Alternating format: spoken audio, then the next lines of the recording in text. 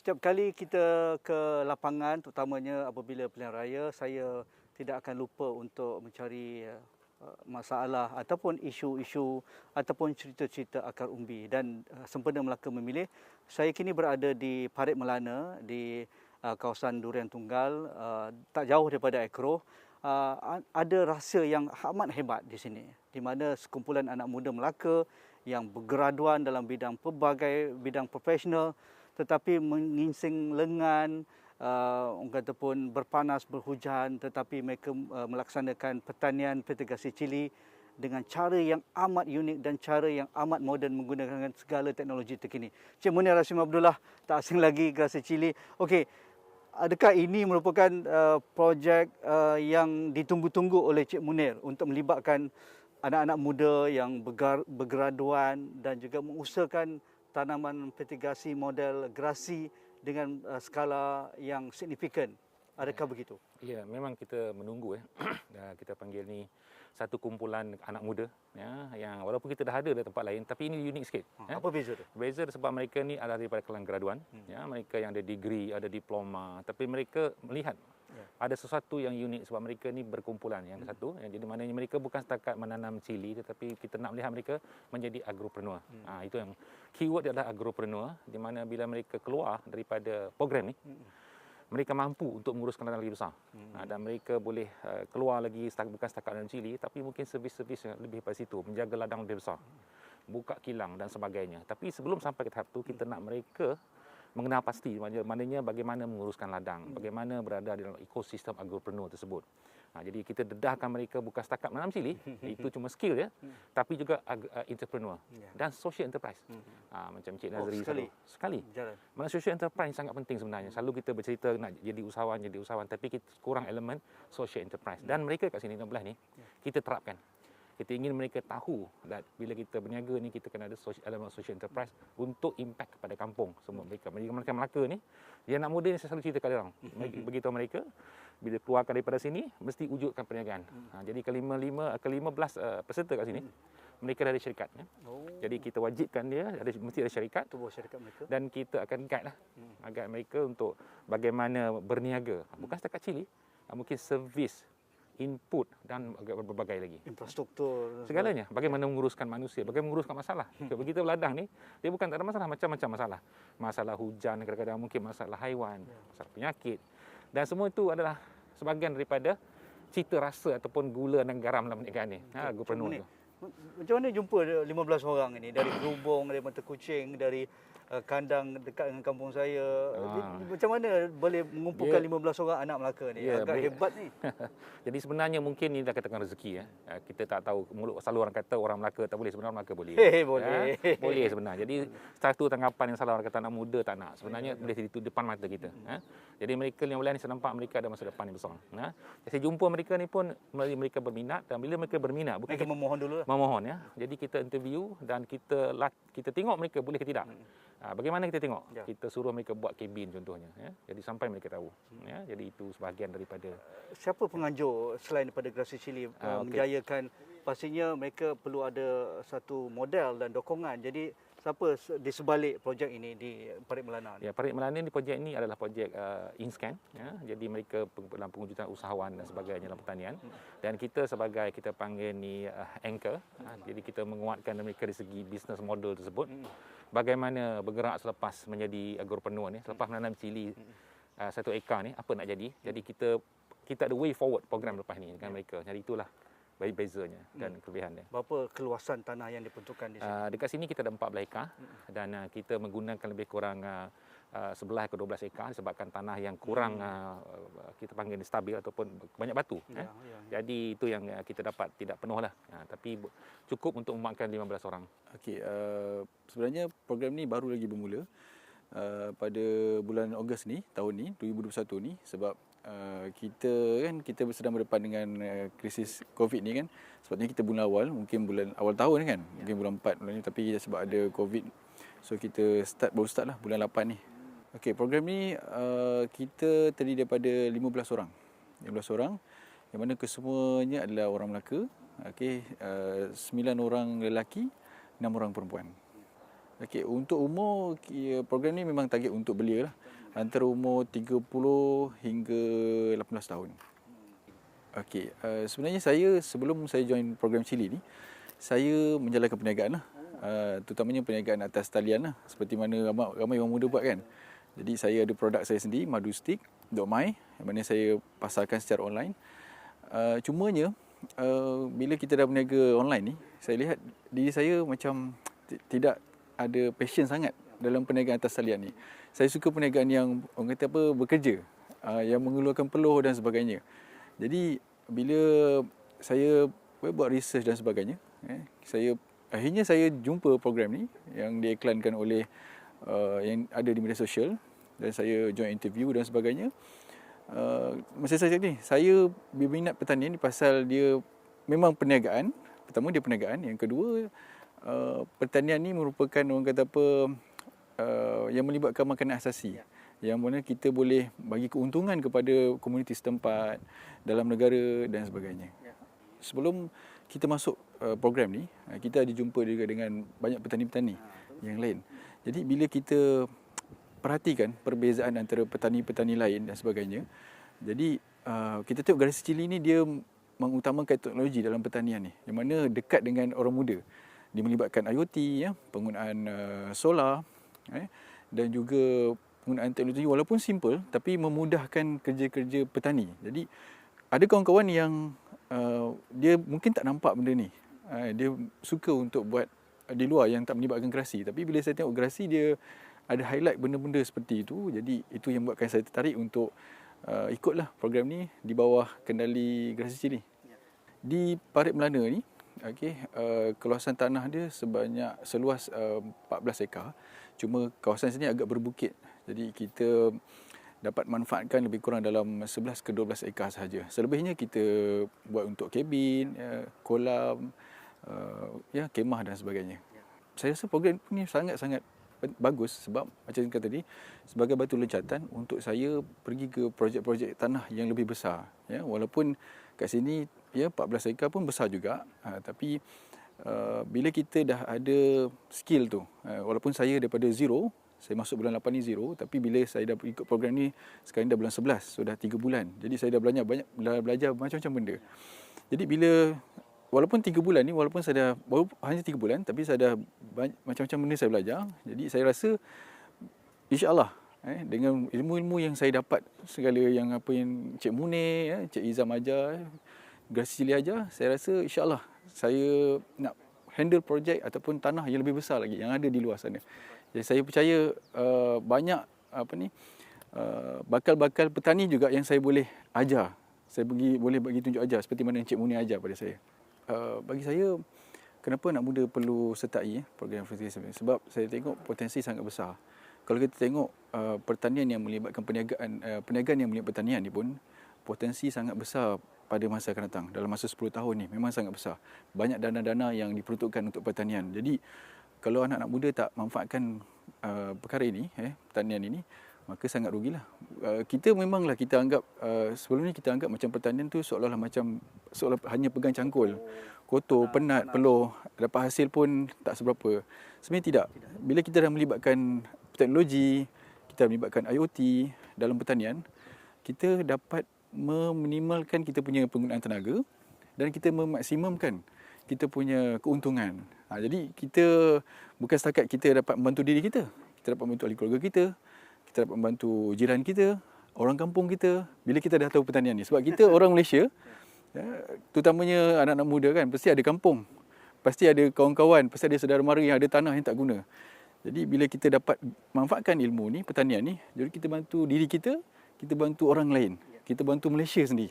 Sebelum ni sebelum join belajar dengan Garasi Chili untuk pertanian ni, kita pun tak terfikir sebenarnya pertanian ni bukan kita kena own tanah, bukan kita kena beli tanah, tidak.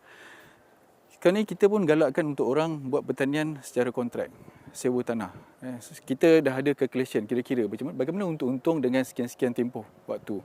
So bila kita tak ada tanah, apa solusinya? Kita cari guru yang boleh ajar kita bagaimana untuk buat pertanian, berniaga pertanian ni tanpa ada tanah. So kita buat sewa kontrak. Dan paling senang anda jumpa dengan Garasi Cili lah.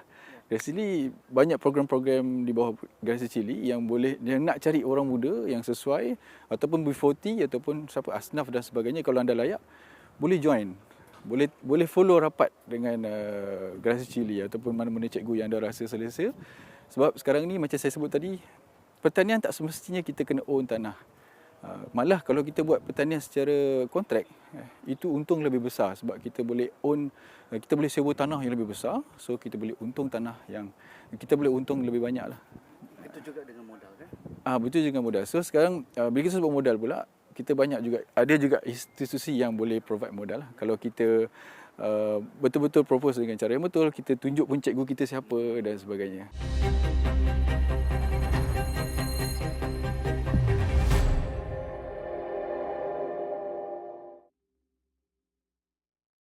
Adakah ini merupakan fasa pertama ataupun sebenarnya sudah kick off dengan terus menggunakan maksimum tanah yang diperuntukkan? Kita dah menggunakan kat sini, kita dah penuh dah. Jadi kita lagi tanah lain yang kita nak usahakan. Di Lendu dan di Bukit Lintang kita nak usahakan. Jadi tim juga. yang sama ataupun tim lain?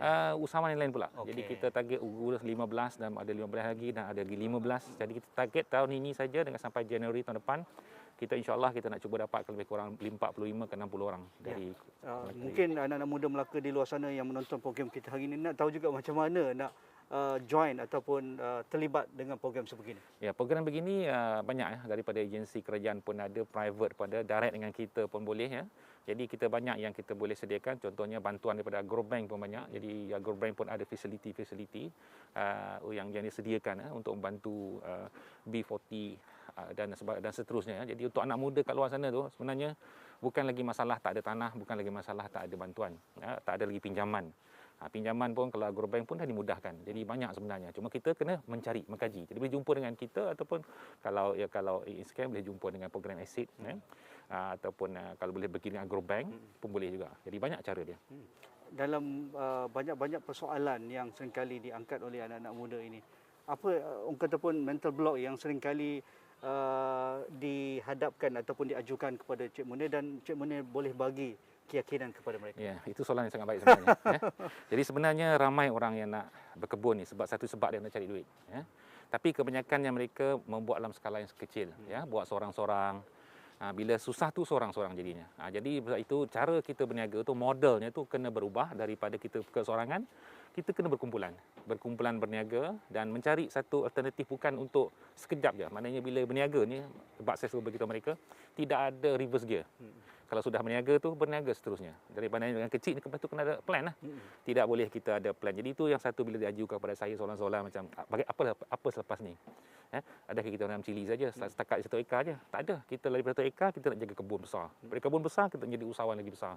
Mungkin kepada downstream, kepada produk dan seterusnya. Itu yang penting. Saya belajar di universiti lagi, saya dah mula minat dalam bidang pertanian. Sebab bidang pertanian ni satu bidang yang orang tak masuk lagi. Untuk bahagian engineering, bahagian food security lagi. Kat Malaysia ni jarang ada benda tu lagi.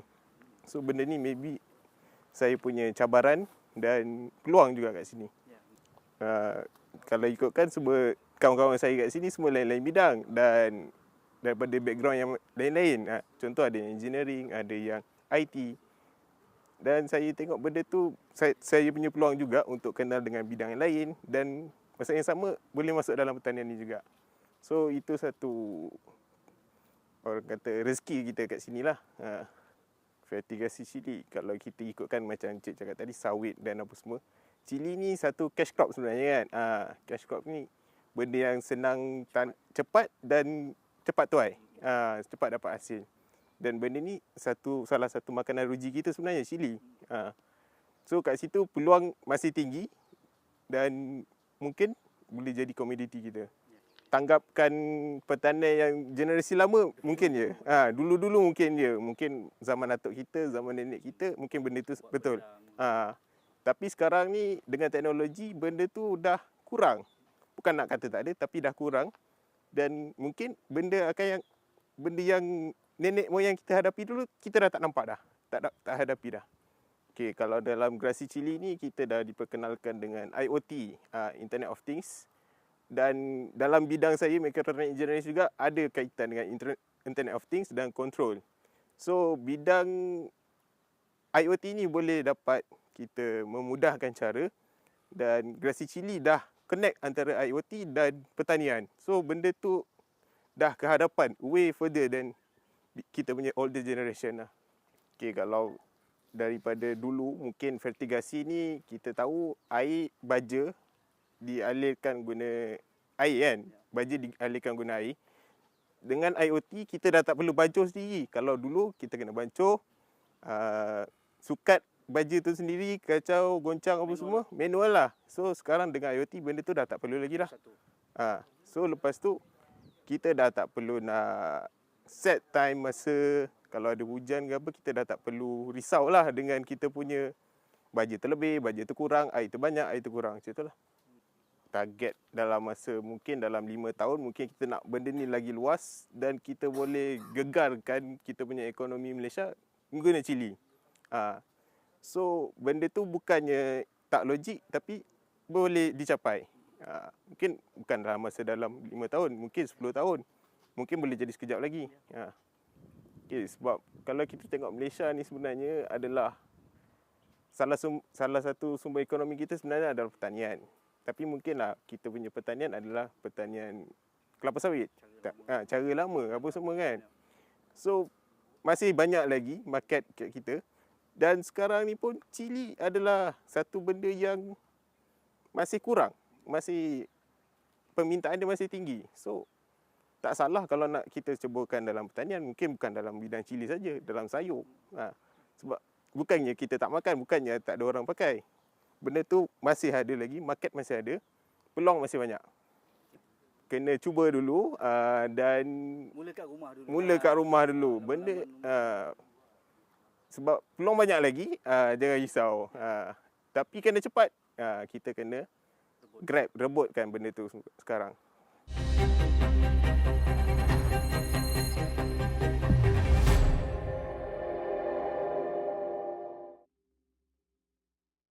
Mengusahakan, menanam, menguruskan ladang ini mungkin mereka boleh lakukan.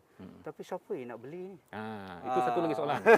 Siapa yang nak beli bertantan kalau besok dituai ni? Ya, jadi selalunya bila mereka kesorangan, mereka susah untuk menjualnya. Kadang mereka kenapa? Sebab bila sedikit, kita terdedah kepada kita panggil ni permainan harga ni. Bukan permainan, tapi kita panggil sebab harga permintaan ni berdasar kepada demand and supply. Kalau tak cukup, harganya naik. So bila harga terlalu banyak, harganya turun. Jadi bila kita berkumpulan, kita ada satu kita panggil volume. Jadi kita pergi kepada contohnya kilang, kepada keperluan yang lebih besar, kita mampu untuk kita panggil meet the demand yang lebih besar ni. Jadi kita bila kat situ kita boleh ambil. Mana dalam program Grasi Chili ni, semua chili ataupun hasil dia kita ambil semua. Jadi mereka tak perlu risau dari segi tak selesai. Jadi masalah tu tak ada lah. Jadi pemasaran sudah ditentukan, Grasi Chili akan menguruskan. Jadi itulah kelebihan model yang diusahakan oleh Grasi Chili dengan penganjur-penganjur yang lain, dan anda boleh dapatkan maklumat ini melalui website Grasi Chili, InScan dan sebagainya, dan tidak ada alasan anda tidak mempunyai maklumat. Apatah lagi anak muda, gadget di tangan anda, cari saja, Google saja, pasti jumpa. Minat tak minat, cuba dahulu, dan anak Melaka perlu rebut. Nampaknya ada beberapa model-model lain sedang diusahakan di Lendu dan sebagainya. Saya harap lebih ramai penganjur yang lain dengan kerjasama Grasi Chili terlibat terus dengan bidang yang penuh potensi yang amat besar. Peluang untuk anda menjadi majikan, anda menjadi agropreneur, dan anda boleh uruskan ladang anda sendiri. Jadi terus bersama kami di Melaka Memilih.